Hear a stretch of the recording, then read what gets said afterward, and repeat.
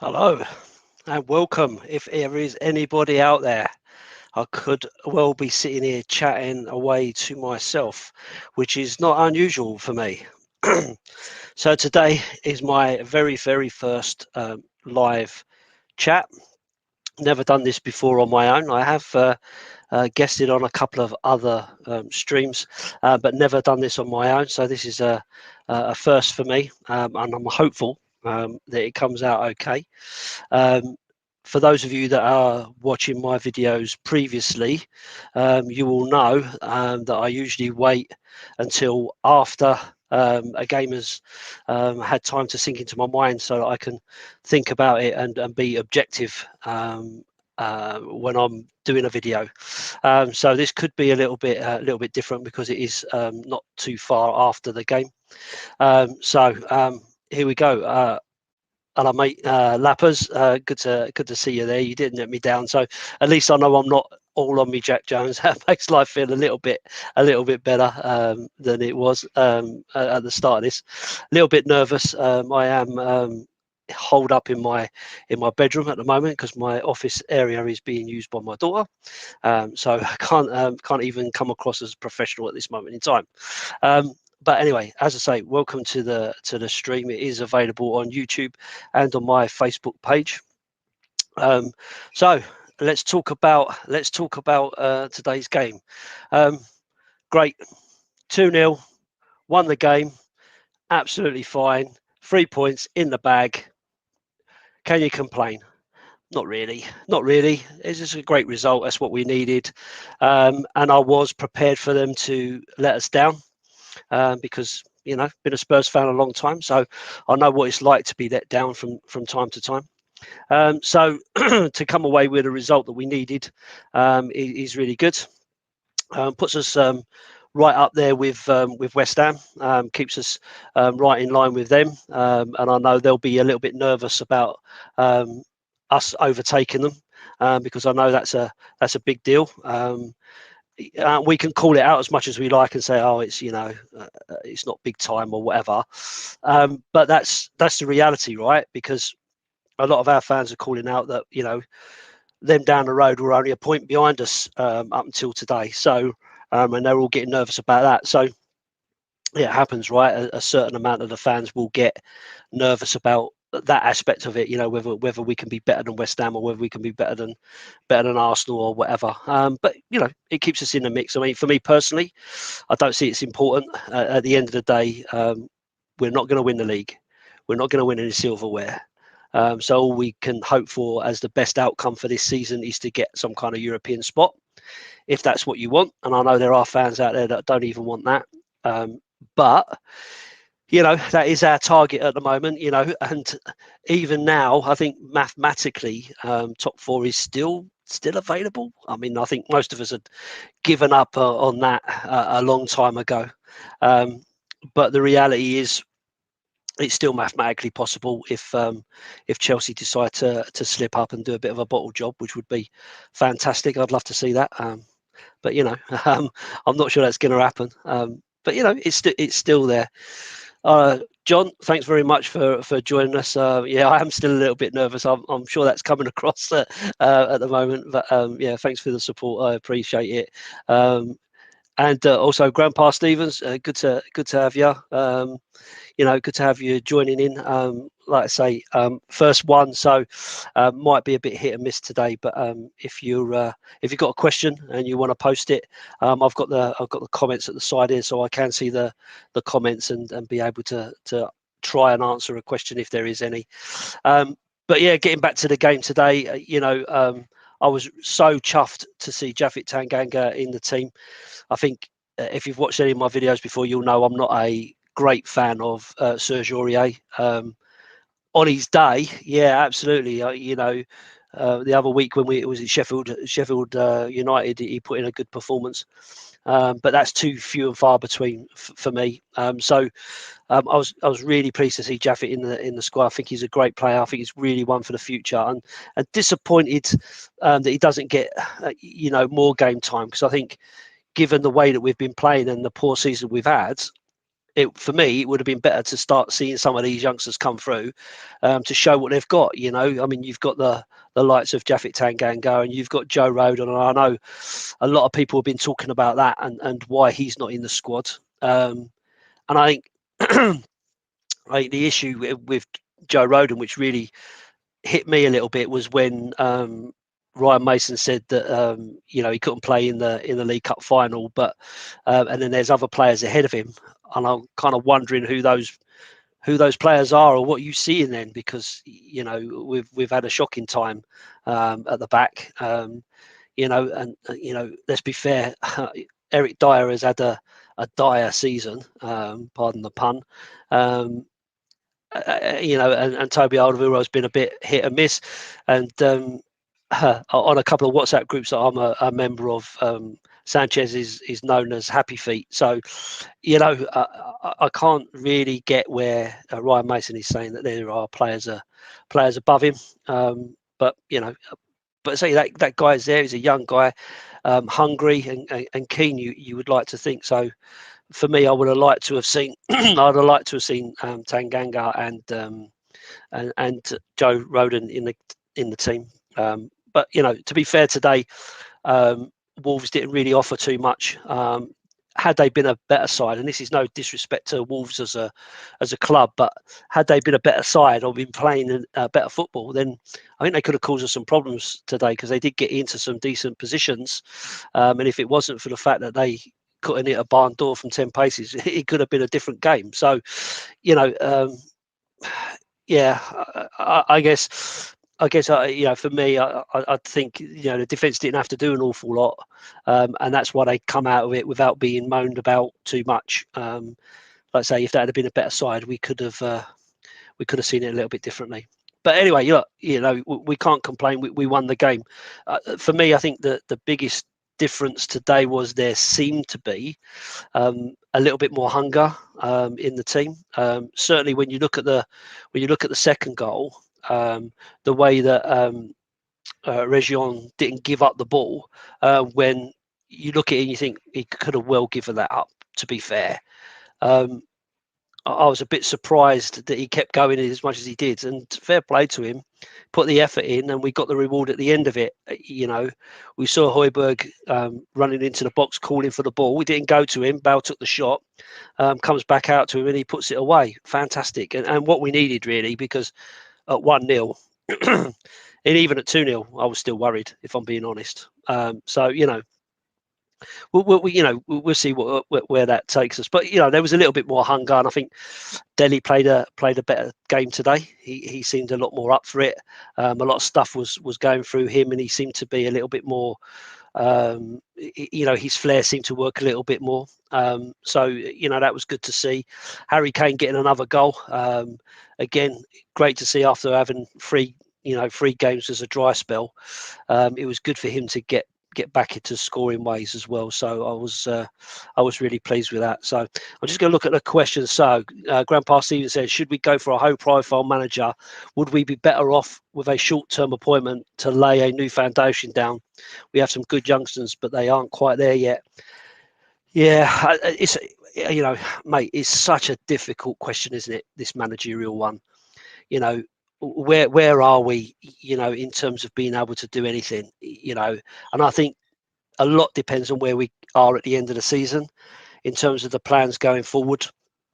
Are we going to get a high profile manager? I mean, you would think that with a team like Tottenham and the history that's behind us, that we would have people queuing up to take that job, and possibly there are, for all we know.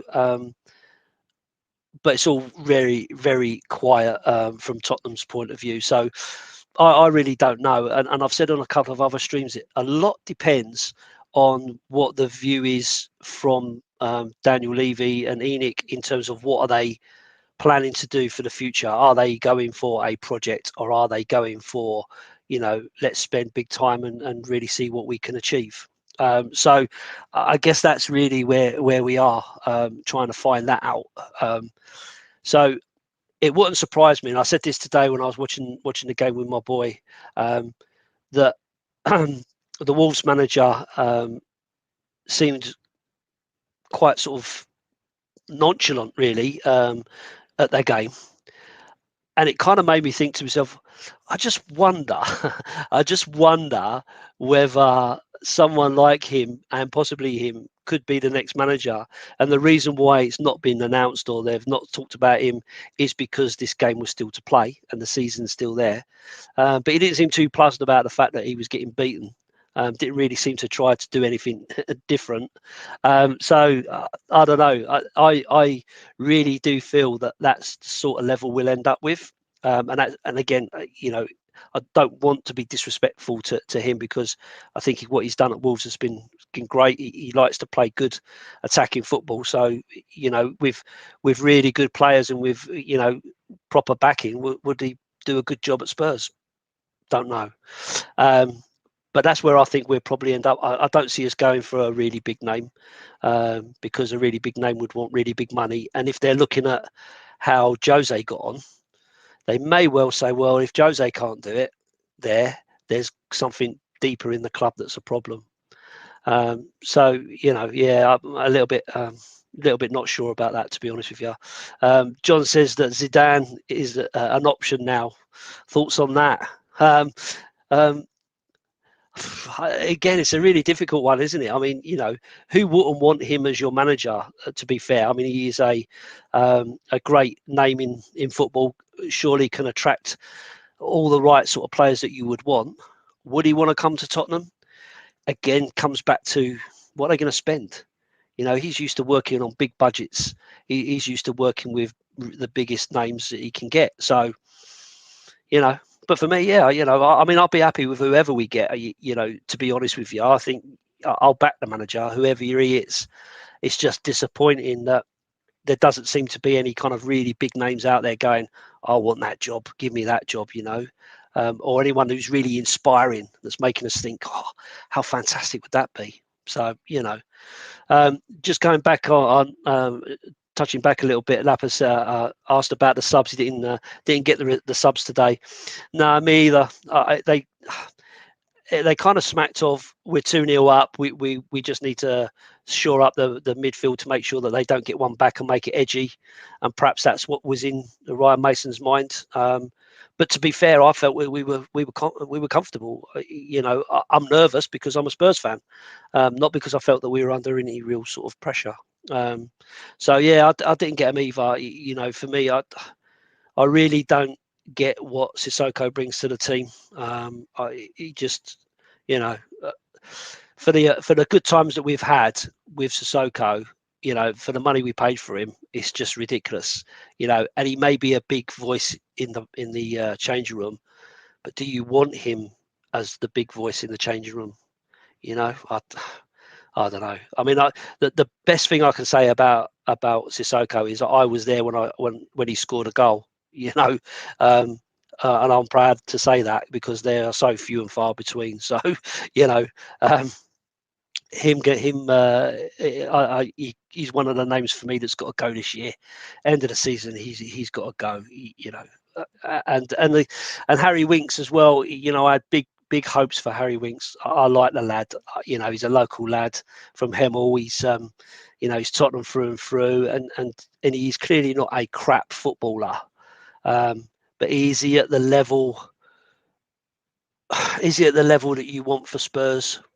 Probably not. To be fair to him, and if he goes, I hope he goes somewhere that can appreciate him, where he can do a decent job. I do think he is probably Premier League level, but lower Premier League level, in my opinion. But again, yeah, that's just my opinion. Would you keep faith with Delhi if he was the manager?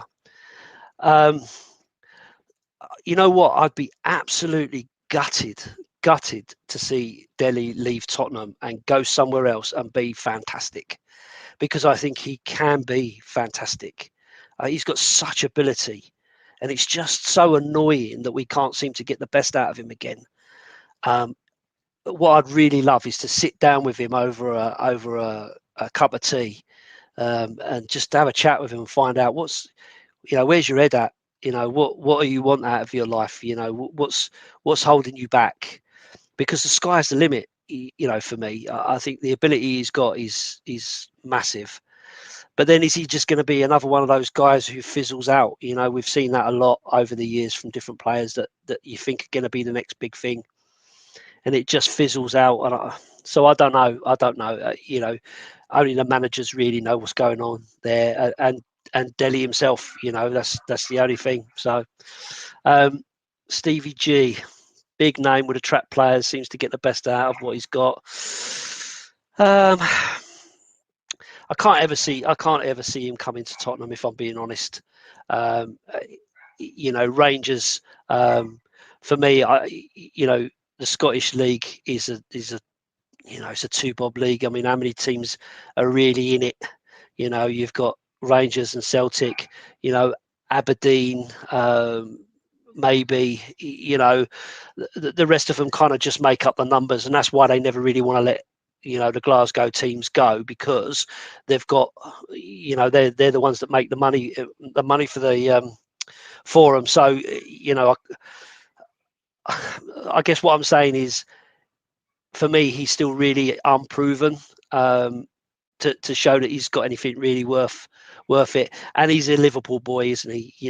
He's got to be there for when Klopp or whoever's next for Liverpool is gone.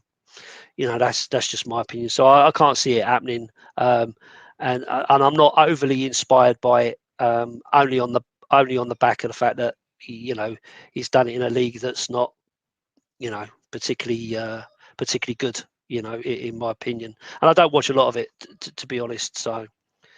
Okay, Grandpa Sue, where I'd give Sissoko some credit is without him losing Dembele in the window could have been a disaster for us. But he was a band-aid and should have been out of the door following window. Yeah, again, I can't disagree. Moussa Dembele, fantastic footballer. I think everyone in the club said how good he was, and he was their favourite player. And he was so skillful and so on.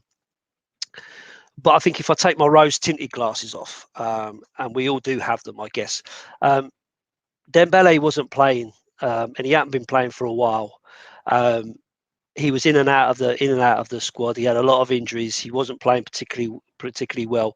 He wasn't great at scoring goals. He'd pop up with the odd one, but his goals ratio was very low. So when people say, "Oh, we never replaced him," he was the linchpin and all the rest of it. Yeah, he was a great player, and I used to watch him and think, "Wow, how does he keep hold of the ball and never lose it and stuff like that?" But it was clear he was getting to the end of his time, and had to go. And maybe Sissoko was a stopgap, but then to pay 30 million and give him a longer contract as a 30-year-old. Seems crazy business to me, and I felt for him in his first couple of seasons where he was really, really struggling. He was getting so much stick.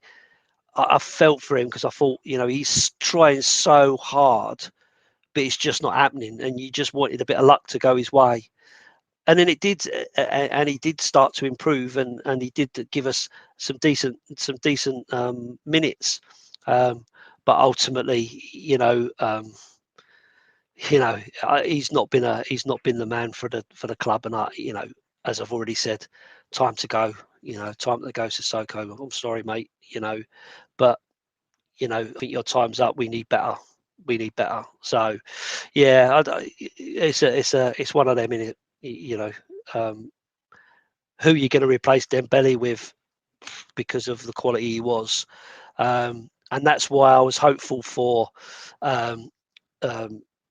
Tanguy and Ndombele, because, and I still think, and I know he's getting so much stick, but I still think he is a really good player. I think he's got such ability. For me, it's his work ethic that's the problem, and I think that's probably what everybody else is seeing in the club with his training and everything. I don't think you can doubt his skill. I don't think you can doubt his ability. It's his application that's the problem. But for me, he would have fitted in that role a lot better, and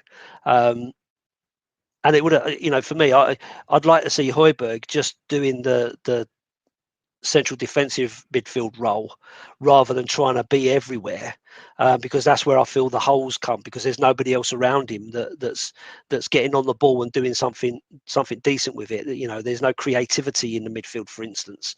You know, like, so when you've got Winks in there, there's no creativity to do anything. You know, and that's why, you know, someone like Ndombele, I think, brings that. He's got that ability to do something creative. But he's got to fight as well. You know, he's got to do a little bit of both. So, you know, that's a disappointment. And I guess I called it out today. I think Giovanni Lo Celso had a decent game today. He was another one who's took a lot of stick. But when he first came into the team, I thought he was a good buy. And he seemed to have a fair bit of ability. And some of the passes he pulled out today were really good. But again, you know, he's had so much injury. That's the real concern. And bearing in mind that when he come to the club, he'd never had any injury. So you know, I was a bit disappointed that he's not really took off this season. But I'm not yet ready to give up on him, if that makes sense. And I'm not really ready to give up on Ndombele yet. You know, if we really need to sell to bring players in, then, you know, depending on who you're going to get instead of them, you know. But for me, I still think they are players worth giving a go to. Mr. Kent, good to see you. Thank you, Mr. Kent, who's my friend and hairdressing guru. Look at this, Barnet. Oh, my Mr. Kent looked after me and done the job for me. Bless him. Busama is a player to consider. Ndombele doesn't seem a team player to me. Yeah, no, absolutely. As I say, for me, I don't think it's about not being a team player. I think it's about being lazy.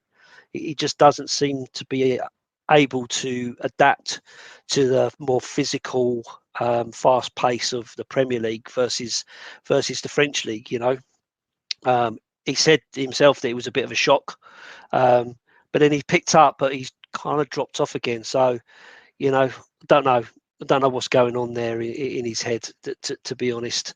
Grandpa Stephen says that he's a hard worker as well, Bissouma. So, yeah, you know, we'd have to see, you know, whether that would work. Jace T, thanks for coming, mate. I appreciate it. Jason is currently our South Dorset Spurs chairman, top bloke who's really took the SDS a long way. So he says, do you see Skip and Session returning as first teamers or squad players with limited starts? It's such a hard one. If it was me personally, I'd like to bring Skip back and really give him a go and see how he gets on, because he's done really, really well at Norwich. He's a good player. He's hungry. He's physical. He gets the passion, and he gets involved. And that, I guess, as a Tottenham fan, the biggest thing for me is I would much rather us foul giving it a really good go. And that was the biggest disappointment when you talk about the League Cup final, is how we kind of just give it up there. You know, there you go. No effort, no passion, no desire. If we'd have lost it 3-0, but really give it a go, I'd have lived with that. I'd have been happier with that, believe it or not. And I think that's what someone like Skip brings to it. So I think Skip could probably get into the first team and really give it a go. With Sessegnon, I think it's a different story. When he's on his day, like today, Region is a quality player. My biggest concern about him is he seems to only have one foot, his left foot.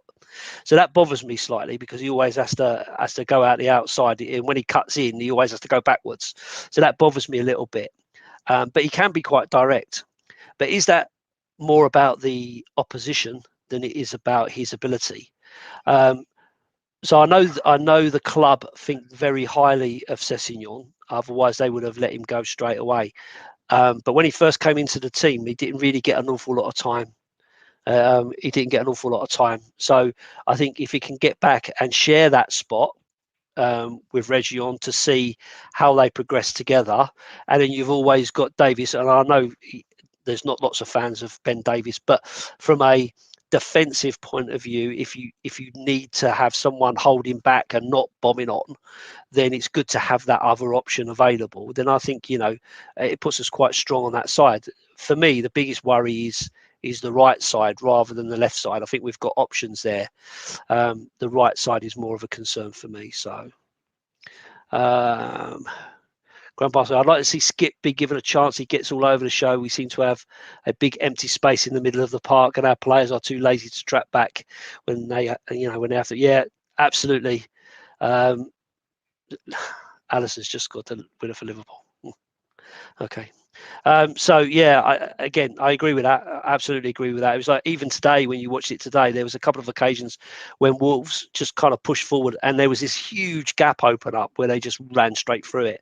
And for me, that's because you've got Højbjerg trying to look after the whole lot on his own, and Lo Celso kind of going missing in that point. So you need to be creative, but at the same time you need to be strong and you need to get involved, which is where I think where I think we're missing that support. And say someone like Skip, I think, would be hard working in there alongside and bring something to it. So, for me, yeah, I do see him getting in there. So, Lappers, Mr. Lees, can't see them wanting to be a part of him unless it's for big money or bag of cash. I'm assuming that's talking about, Calvin Phillips.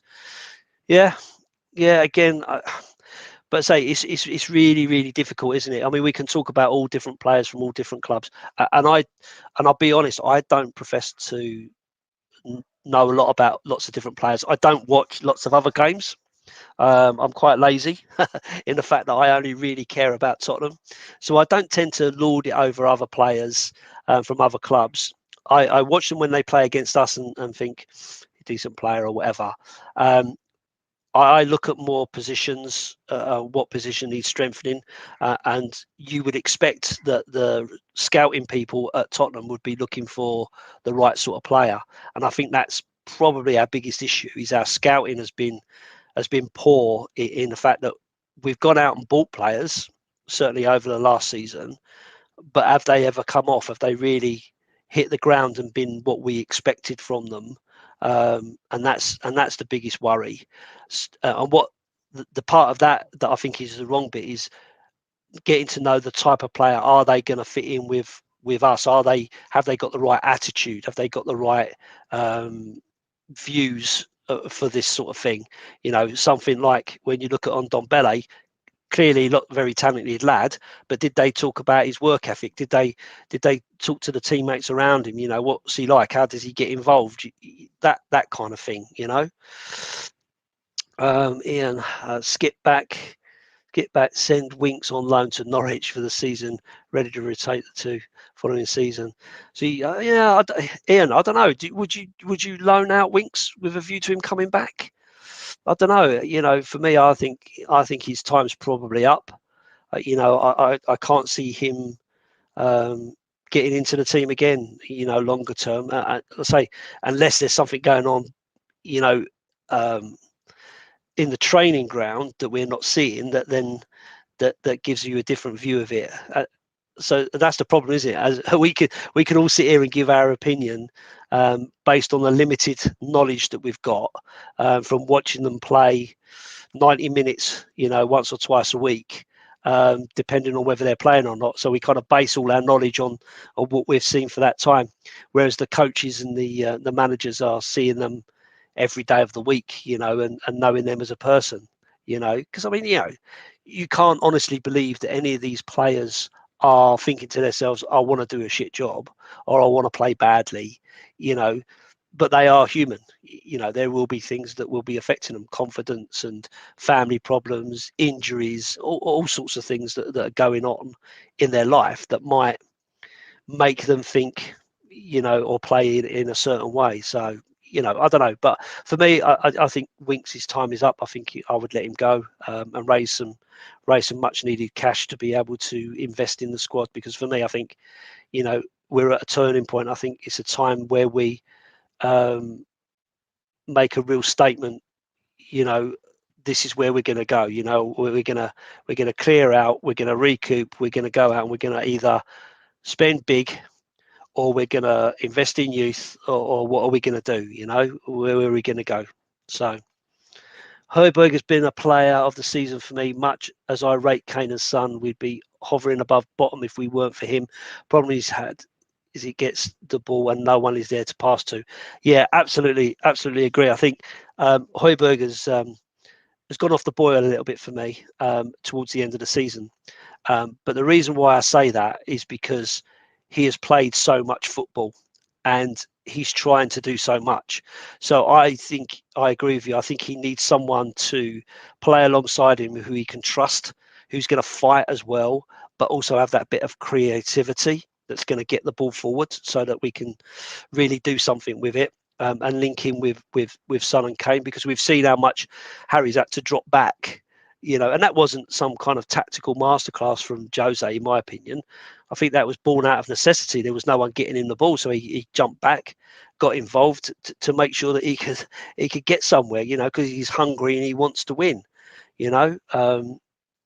So you need someone to link that up for him, and you know, that's for me is where we desperately need something. We either need Ndombele, Lo Celso to step up, or we need something else in there that's going to give that creativity, you know, that Ericsson kind of flair, you know, where they can pick a pass that's going to split the defense open, or play it where you need to. But there are so many positions that probably need strengthening. And we've allowed that to kind of sort of flow down, and that's where we are now, you know. So, you know, there you go. So I'm just going to move on. I'm just going to move on and touch on the protests, because a lot of people have been talking about it. I didn't go, as I said I wouldn't. I put that on my previous video, and I put out my reasons for that. But I did watch the live streams that were on there. I think Bob Spur TV did some, and We Are Tottenham TV, and a few others had some videos. There's a few guys on Facebook. Yeah, I keep scratching and stuff. That's obviously nerves. Apologies if you see that. But yeah, so I did watch the live streams. I did watch some live streams and stuff, and I've got to be honest with you, it kind of just smacked of a boozy day out for me.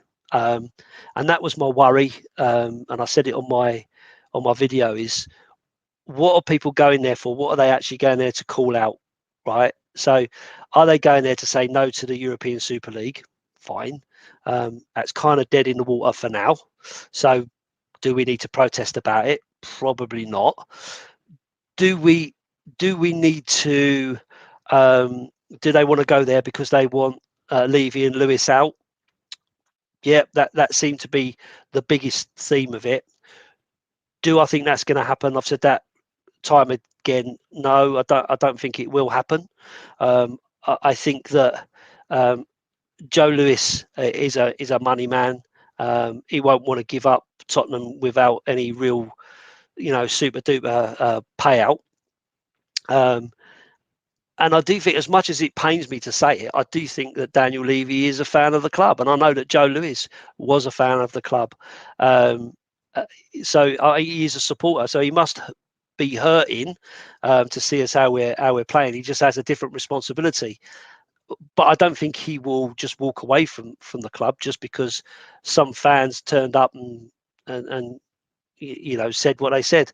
I think he's a bit more stubborn than that. I think, you know, you can't run businesses successfully without having a thick enough skin that you can take it when it's going wrong. But he really needs to do something now. He really needs to show his intent and talk to the fans about where we go from here, because I think that's the biggest frustration, is that nobody knows where we're going. So when the fans are there, you know, all they've got to focus on is Lewis and Levy out because we've had a lack of success on the pitch. Fine, you know, I get that. I absolutely disagree with people singing "We're having a party" when Daniel Levy dies. I think that's really over the top, and a real sad indictment of society today, that we would wish, you know, a guy deaf because our football team isn't doing particularly well on the pitch. You know, I don't think that's a particularly nice or right thing to do. Guy has a family after all. He has children and a wife and all the rest of it. So, you know, that must be quite hurtful to see that banded all over the news, not on YouTube. Anyway, so, but apart from that, I don't think anybody really knows what they're protesting for. You know, they want the owners out, but what is that? You know, who's going to take over? Some super duper rich billionaire oil sheik or some Russian billionaire or whatever. Well, Joe Lewis is a billionaire, you know, so I mean he's got the money. He's got money to do what he wants to do. It's how do they want to run the club? Is it because they're just out to make money? You can say that, but there's an awful lot of money that gets spent. You know, I don't know. You know, I'm not a great fan of Daniel Levy. I think, you know, some of his decision making is really poor. Being a difficult person to negotiate with doesn't make a great chairman. Being standoffish and not talking to people doesn't make you a great chairman. And I know lots of chairmen are like that. But you know, I think you just got to be careful what you wish for. You know, there are worse owners out there. It doesn't make this guy better, but there are worse owners out there. You know, some of the things that have happened over the years of football, you know, it's mind-boggling. You know, there was a time when chairman, you didn't even know who the chairman was of a club. Oh, well, it would be great to be back in those days. But you know, I'm just really frustrated with the PR from the club and how I perceive them treating the fans. Like I said, the season ticket thing. I paid for my season ticket, and then a week or so later, they started to talk about a European Super League, which could mean the end of the Premier League to a certain extent. A major thing like that, but they still asked me for my money before telling me that decision. And I think that's really poor. The £60 for the Villa game, again, I think it's really poor. Not because £60 is an expensive ticket, because we pay that anyway. But for the sake of 10,000 fans, that money's a drop in the ocean, and it would have been far better to have done something like what Burnley did. And fair play to them. They're going to let their fans come in for free and get them to donate to the NHS. Well, what a fantastic gesture that is. In a year that we've had, what a fantastic gesture that would have been. And I know Tottenham have done their bit, you know, opening up the ground, you know, to make it a hospital and so on. I get all of that. But something for the fans, because there will be fans that would have liked to have gone that maybe can't, that maybe not paying 60 quid would have been great. There'll be other fans that go, you know what, I'll pay 100, you know, because it's going to charity, you know. And I just think it's those kind of PR things that are a disaster. They're going to give us free dinner. If you go into the game, they'll give you a free dinner. But that's about getting people in the ground earlier, so that they can spend money in the shop. They can spend money in behind the bar. That's how it feels. You know, it's an empty gesture. You know, and that's where my frustration with the board lies, and the fact that they're not talking to us and not consulting with us about what's going on. But it appears that the protest was a bit of a damp squib. It didn't really achieve an awful lot in terms of making people look better or getting a real clear message across, because I don't think people really knew what they were protesting for. So, you know, I am glad that I didn't go. And as I say, I don't think it will make a difference anyway. It might make him see it and think to himself, oh, you know, fans ain't happy, but I don't think that will change his stance on where we're going. They will have a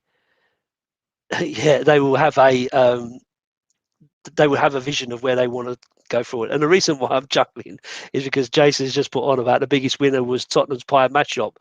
Absolutely. And Tottenham Pie and Mash, if you ever get to watch my video, contact me. I'll give you my postal address. I am a big fan of pie and mash with loads of liquor. So, you know, if you want to send me some free samples that I can watch on YouTube, I'll do that. Absolutely. And I would definitely be coming to the pie and mash shop when I'm up in London and bringing some back for the missus, because she loves it as well, being ex-Londoners. So, yeah, I think they probably did do pretty well on the day, as hopefully some of the pubs did I'd like to think that pubs like LT's and the Bricklayers and the Coach and Horses and Bill Nicholson, just to name a few, managed to get a few quid out of it if they did at all. I don't know, but yeah, that would have been nice for them to have got something out of it. So yeah, so okay, so really that's all I've got to talk about.